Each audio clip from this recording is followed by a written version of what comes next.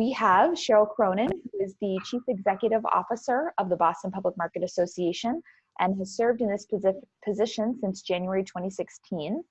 Cheryl has been a leader in numerous businesses and nonprofit organizations with a particular interest in those that bring others to Boston and the Commonwealth and in the vitality of the city. She has served on the boards of Massachusetts Convention Center Authority, the Greenway Conservancy, the University of Massachusetts Amherst Foundation, the Alliance for Business Leadership, and the board of the National Center for Time and Learning in Massachusetts in 2020. She currently serves as the board of the trustees of the Boston Public Library and is on the board of SAIL Boston. Prior to her work, she was an attorney for over 30 years at the General Counsel for the Office of Campaign and Political Finance as an Assistant Attorney General and is an attorney in private practice for many years. Cheryl served as General Counsel for the 2004 Democratic National Convention in Boston and has served as a finance chair and steering committee member for many political and civic projects. And she will be joined today as well by Carrie DeWitt, who is the Director of Community Engagement for the Boston Public Market Association, where she has worked since 2017. Carrie received her master's in agriculture, food, and the environment from the Friedman School at Tufts University and has served several years of experience working in marketing management and supporting small food businesses with direct consumer sales efforts and operations management. She is passionate about strengthening and supporting local and regional food production and processing, and we're thrilled to have her as well be part of the presentation today. So thank you both for doing this. It's been a pleasure to work with you as being part of the Boston Public Market as well over the years. You've been such a wonderful champion for early stage emerging businesses, and I'm such a big fan of your work. So it's wonderful to have you and excited to hear all that you're doing to support food businesses during this time. So I'll hand the floor over to you. As a bit of housekeeping, the presentation will go for about 20-25 minutes. At that time, we'll have folks ask questions either via chat or they can unmute themselves and ask directly. So thank you, and the floor is yours. Thank you, Lauren. Thanks so much. It's always great to be working with you. Lauren is a vital member of the board of advisors of the Boston Public, so we're always happy to have her thought leadership. And you know, these are really tough times for anyone in the food businesses. There's no question that the virus and the implications of it have impacted food and the food service industry and food retail and food production and food creation more, disproportionately. So it's been tough, and certainly we have felt that at the Boston Public Market, and our farmers and small food businesses have felt it as well. So we're going to just start. I'm going to just give you a teeny little bit of history about the Boston Public Market. I'm going to assume that everybody on this call has been to the market and kind of has seen us in all of our full-throated vibrancy and everything. It's a little quiet now, needless to say, since we're not open. But the Boston Public Market opened in the summer of 2015. It had been the dream of lots of people in Boston for 20 years. The notion of opening a public market is something that, frankly, cities all over the world want to do, because in this day and age, we all love food. We're all interested in food and where it comes from. We all want to experience it together. So public markets are, needless to say, a huge destination worldwide. And we're actually proud to have been identified as one of the best public markets in the world, despite the fact that we're now just 5 years old. So the market, frankly, took off very quickly. There was a lot of admiration for it and devotion to it by people from Boston, everybody who lives a street away to City Hall, to all over Massachusetts, New England, the country. But frankly, we've had visitors from all over the world, which is really fun to see, needless to say. It's a public-private partnership. We're a small nonprofit. But under us sits all of the farmers and food businesses that are in the market, which is really great. So we've spent the past 5 years building a following. We've had over 10 million people come through the market. And we have an interesting balance between wanting very much to serve the, frankly, business and financial and sustainable interests of all of our food businesses, but also very focused on a mission that we have, which I'm now going to let Carrie talk to you about. Great, thanks, Cheryl. So as you can see here, our mission at the Boston Public Market is to support New England food producers, to provide fresh, healthy food to consumers of all income levels, to educate the public about local sourcing and nutrition, and to build a community around food. And we accomplish this mission in several ways. First and foremost, obviously, by operating the Boston Public Market and ensuring that all of our vendors have a retail opportunity and have the opportunity to engage directly with their customers and talk about their production methods, talk about their businesses, and really share their stories and promote their products. And so that's first and foremost how we look at ourselves and how we fulfill our mission, but we accomplish it in several other ways as well. And that's by hosting free community events, hosting demonstrations and classes. We have thousands of school children come through the market every year through our free field trip program. And that's really to teach them not only about small businesses and entrepreneurship, but local food sourcing, growing products, different products that are available in New England, what the food system looks like in New England, and really just to help them engage with small business owners and think about, maybe someday they might want to be a small business owner themselves, maybe they want to get involved in the food industry in some way. And then also we require our vendors to accept SNAP and HIP benefits for products that they sell that are eligible for both of those programs. And that's really to facilitate food access for people at every income level. And here's just a little bit about BPM by the numbers. As Cheryl mentioned, we've had over 10.5 million visitors since we opened in July. And we, a couple other great numbers to point out. We share our stories in many different ways at the Boston Public Market, but one of the most robust platforms that we have to do that is through our social media accounts. And we have over 116,000 followers through our various forms of social media. We use those channels really to talk about ourselves, but to talk about mostly what our vendors are up to, what they're doing in their businesses, new products that they're launching, how they're working together, what they're doing on their farms right now, really to connect our consumers with the local food system and to promote our vendors and their products. It's very important to us. Additionally, in addition to our 32 permanent vendors who are located inside the Boston Public Market, we do host several pop-up vendors throughout the year. You'll see here that in 2019, we had 72 additional businesses join us through our short-term, our pop-up vendor program. And those folks join us for things like holidays. So for example, Mother's Day, around the holiday season, we have several come. And they give us the opportunity to support small businesses who maybe aren't ready to be a permanent vendor with us and be in the market full time, but want some exposure to our customers, to our marketing, and really want an opportunity to sell inside the Boston Public Market. And then we bring in even more small businesses through our 2 outdoor markets. And those have about a few over 20 vendors each year. And then really, I talked about the free festivals that we host at the market.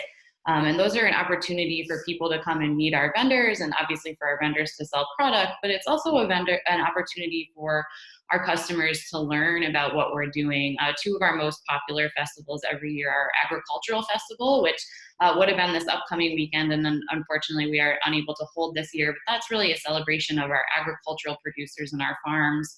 And talking about what they're doing to prepare for the planting season, the growing season, and really the harvest season here in New England.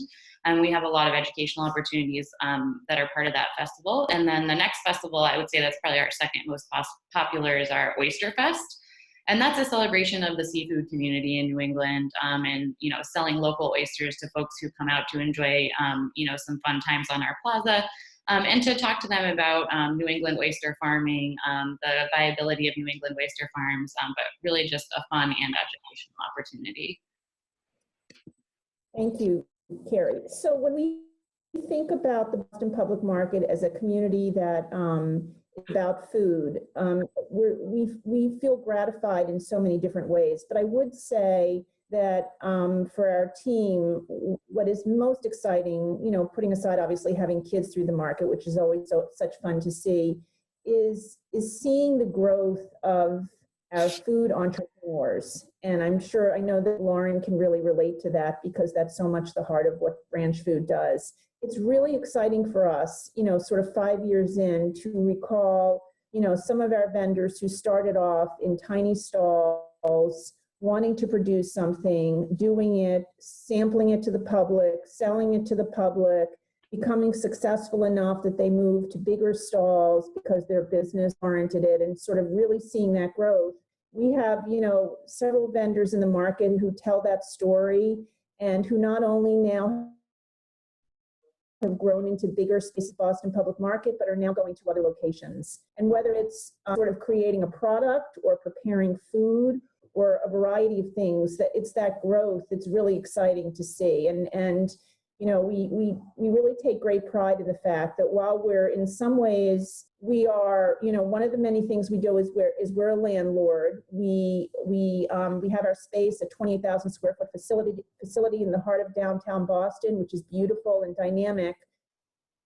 It's filled with 32 permanent vendors, and we lease them space. But that's just the very beginning of what we do for our entrepreneurs and our local food producers and makers. So we do provide this sort of year-round retail location. And as Carrie indicated, we also do a lot of seasonal and pop-up retail opportunities. One thing to always keep in mind is that we recognize that for someone starting off with a food type business, even a tiny permanent stall doesn't seem manageable.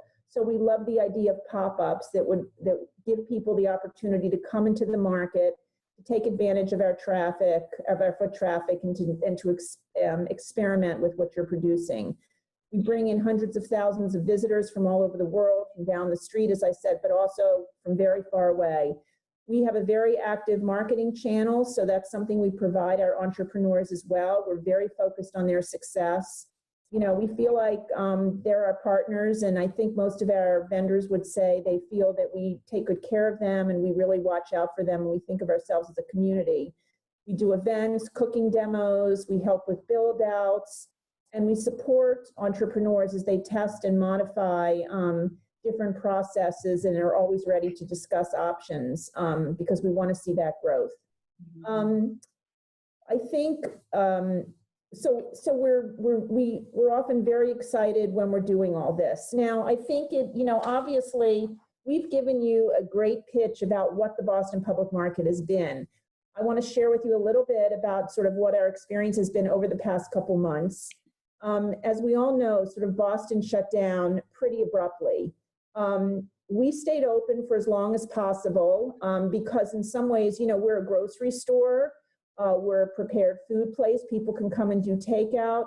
At some point it became apparent, and we had a good community discussion about when we should close, sought a lot of feedback, and ultimately we closed the market doors on March 19th. Of course, we understood that in doing that, for many of our small businesses, it could be devastating. So we really looked for ways to try and continue an effort. And I'm happy to say that we landed on doing two things, which we have been doing for the past 2 months, which is a very robust delivery service, which has been a lifesaver, frankly, for many of our vendors, as well as an outdoor market that we run 4 days a week.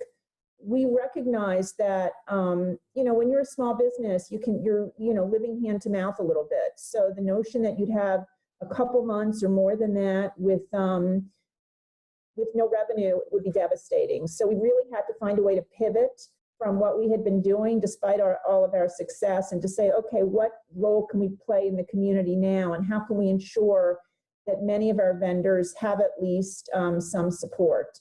So it's been very helpful to do that. Carrie, you want to add a little bit about how we have adapted operations for the past 2 months? Sure, I'd love to. So of course, as Cheryl mentioned, delivery has really been a lifeline. We've seen a huge increase in the number of deliveries that we're doing, and we expect that will continue, after things start to reopen. But importantly, our outdoor market, which is open 4 days a week, first and foremost provides another sales opportunity for our vendors, and specifically for our farms, which is very important to us. They have worked really hard to adapt their operations to make sure that things are safe and that customers feel comfortable and happy coming to the market. I can tell you from being there that people are just thrilled to interact with somebody who's selling them local produce. As you can see in the photos on this slide, our vendors have adapted to sell things that are really prepackaged. So giving people already made bags, not allowing people to touch the produce a lot, which is something that they're very used to in a farmer's market setting. So they have adapted some of their operations that way. In addition to providing this really important retail opportunity for our farms out on our plaza, this market is really important to food access in the city. So as many of you probably know, you cannot use SNAP benefits or HIP benefits over the phone or online in the state of Massachusetts as of right now. And so providing this market 4 days a week really is an important food access piece for us, because people can use their SNAP and HIP dollars at this market to purchase fresh produce. And that's something that's really important to us and is really important to our farms as well, because that's revenue that they're receiving. Great. So I think we're all wrestling with, you know, sort of as we close, like what's next? We are going to, Carrie's going to share with you a little bit about what we think upcoming opportunities would look like. I would just say the following. None of us know when we're going to be able to open yet. We all hope it's sometime soon. We hope when we open, and we're very invested in making sure that it's a sustainable model for most of our vendors. We want to open and stay open, and we need to figure out how we're going to do that. So these are really unusual challenges, but what we are most committed to as we move forward is to making sure that obviously the Boston Public Market as a whole can come up with a plan, and we believe we can, that will keep us going, and that our small food businesses, many of whom are often sort of at the tipping point, we can figure out a way for them to come back and figure out a financial model for them and just a business model that makes sense for them and their staffs. Yeah, and I will say the pictures on this slide represent two opportunities that, you know, obviously we are always, you know, entertaining the ideas of permanent stalls and talking to people who are interested in becoming permanent vendors at the market. But these two opportunities are ones that we know will be coming up, and those are our outdoor farmers markets. So as I mentioned earlier, we do have two outdoor markets, one on Dewey Square Plaza and one in the Seaport. And we are, you know, still accepting vendors for both of those locations, if I'm correct. I believe we are. Obviously with a few new added restrictions due to COVID, but you know, if that's something that you are interested in, we could pretty quickly tell you if you'd be eligible under the city's new guidelines for those. And then in addition, you know, we will still be running our pop-up program this year. And so if this time is something that, you know, has made you rethink, you know, permanent retail space, but you'd still really like a way to engage with customers and do some R&D and make some sales, I encourage you to reach out to us about our pop-up program. We don't have all the details of what that will look like this year, but we definitely, you know, will be operating that market, those pop-up markets this year as well.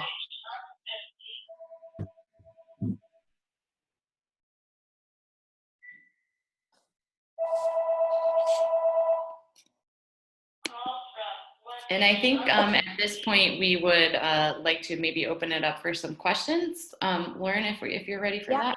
That sounds great. Well, thank you both for that great presentation and insight into how the market has evolved to meet the needs of food entrepreneurs. I agree with you from a similar kind of place in terms of being an assistant sort of supporter for this community, of needing to move with that community of small businesses to continue to provide help and resources in ways that we may not have done before, but you know, need to do going forward.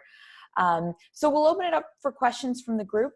We had some come through the chat. So if you do have questions, please feel free to submit them via the chat to me. I can do the voiceover here if you can't unmute yourself for any reason. Or if you'd like to raise your hand, we can unmute you and you can ask the question live. We'll get started with some of the questions from the chat. So in thinking about the move to local, which has been, I think, a trend that obviously we've been experiencing for years and years, but now is even, it seems even more pronounced, not only given the time of year, but given the desire for people to support small businesses. How have you seen, and what have you seen in terms of indicators at the market for interest in local and drivers of purchase? I think there's no question that we have seen, obviously, an incredible increase in delivery requirements and some interesting things. Obviously, I think folks are, because they're cooking at home so much, very focused on the quality of their food and having the time to pay attention to it.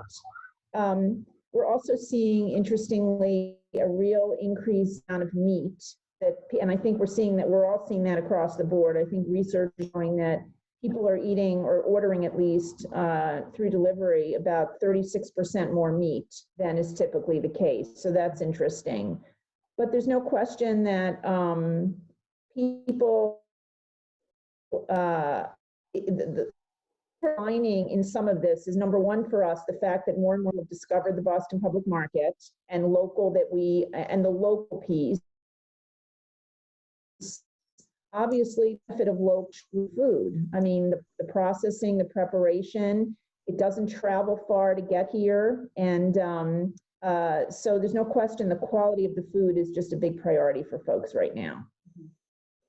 Carrie, do you want to add something?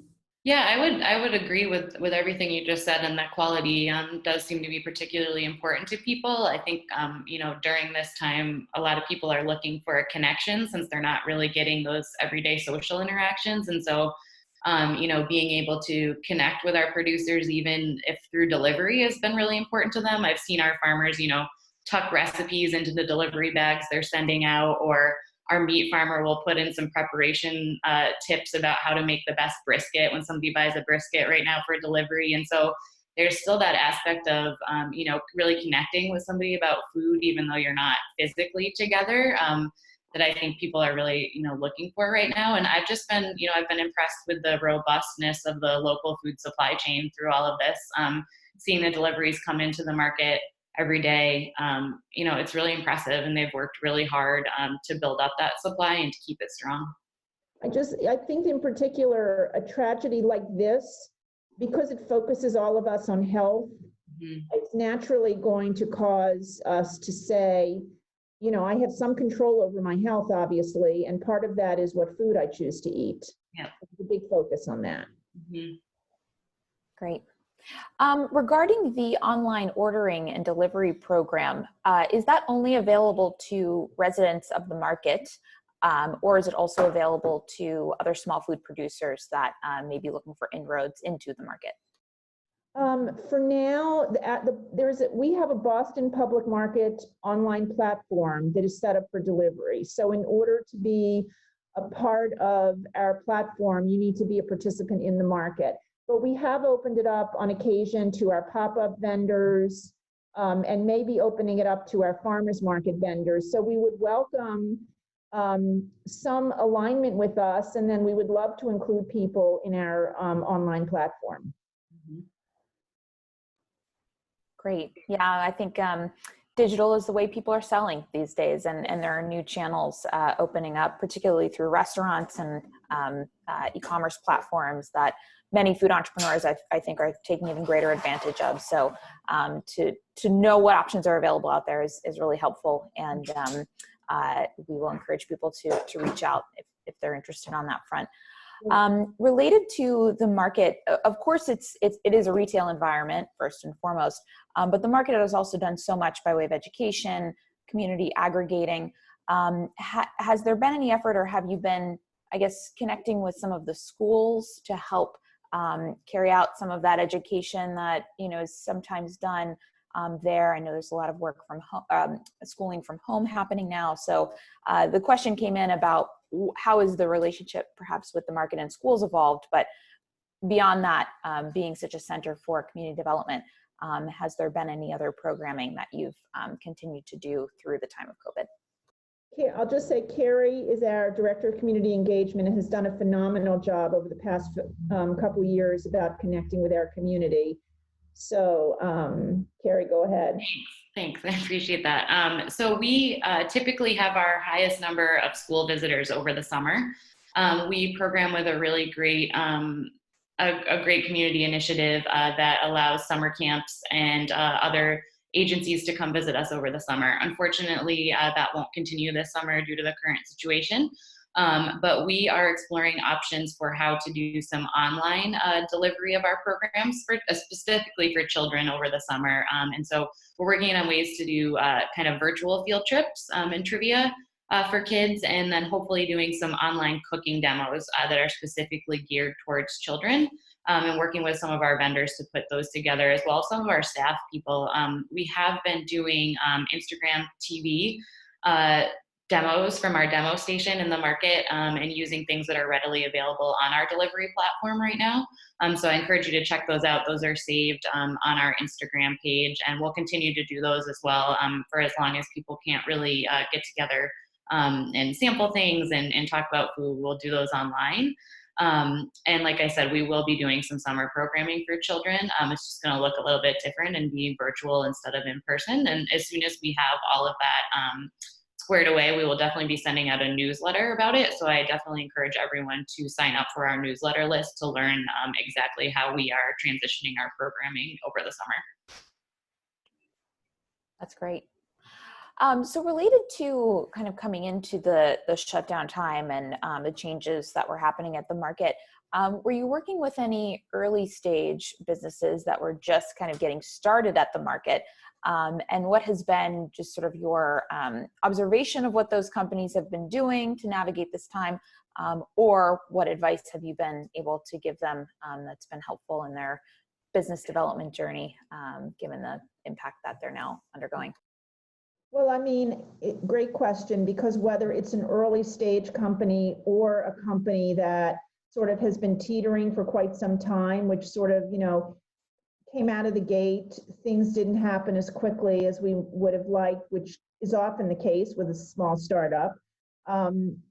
Either way, this is the kind of circumstance that can feel like a stab in the heart, frankly. So we've done a couple things. I mean, the first month or so, we were sharing a lot of information with our particularly young companies about PPP loans and trying to provide some coaching and other funding that we thought would be available to them.